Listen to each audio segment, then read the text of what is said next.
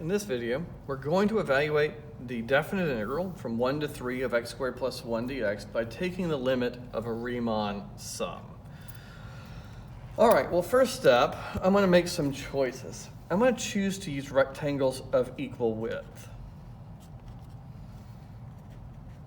So each one will be 2 over n wide.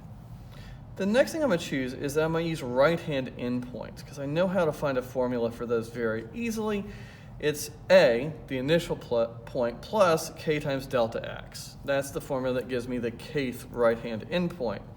So here I have 1 plus k times delta x, so 2k over n. Each sample point gets plugged into my function for an f of ck. So here I would have f of 1 plus 2k over n. So 1 plus 2k over n gets plugged into the x squared plus 1 function that is my integrand. I'm going to go on and expand this just so it's easier to deal with here in a moment.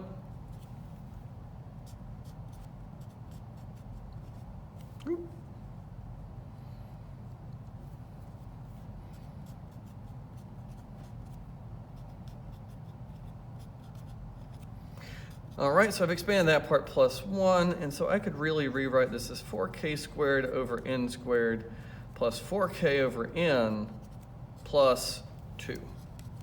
All right, so that's my function value, and now I know that this definite integral from 1 to 3 of x squared plus 1 dx is equal to the limit as n approaches infinity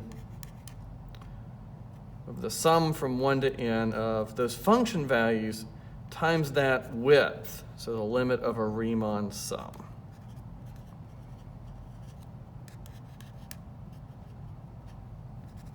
And so I really just need to use this.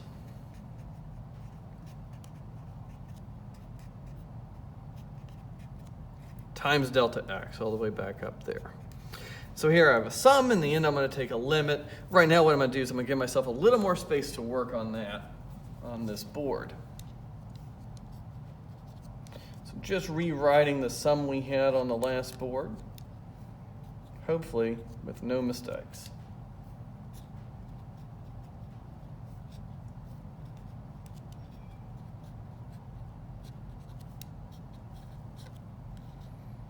All right, so now we're working on simplifying this sum. So I'm going to distribute that 2 over n through, and the limit will just hang out front here for a while.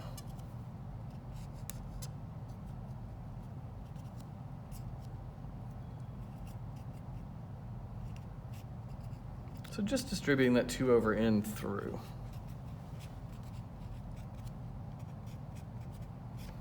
All right, now I can split this sum up using the sum and difference properties of a sum. I'm also going to pull out any constant multiples.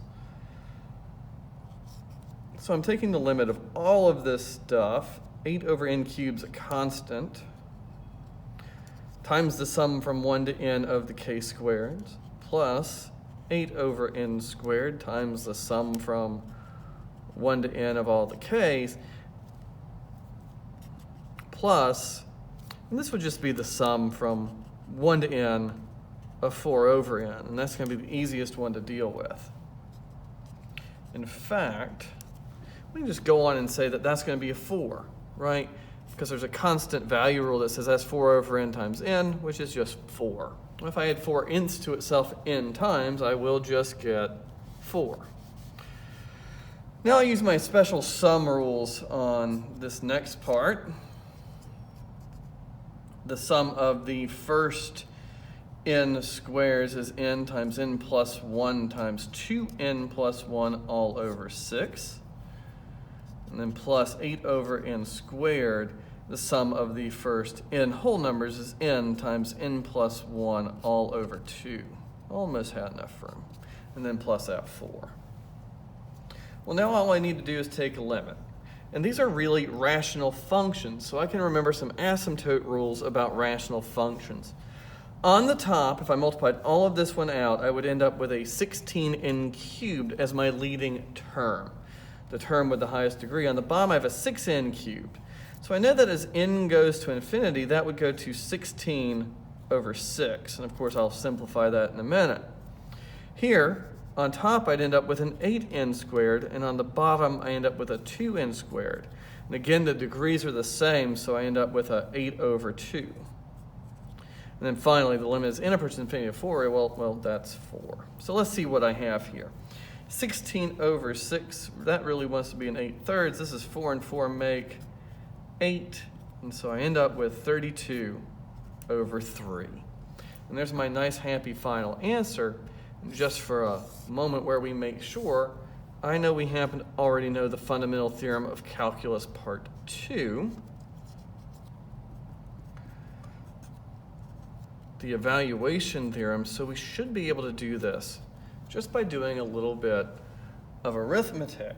So from 1 to 3, let's see, I plug that in and I get a 27 divided by 3, well that's 9 plus 3 minus 1/3 plus 1. So let's see what happens. That's 12 minus 4/3. And so let's see, that's 12 minus 4 over 3. And that's 32/3. And that's always nice just to be able to check our final answer even when we're asked to use the definition of the definite integral to evaluate a definite integral using the limit of a Riemann sum.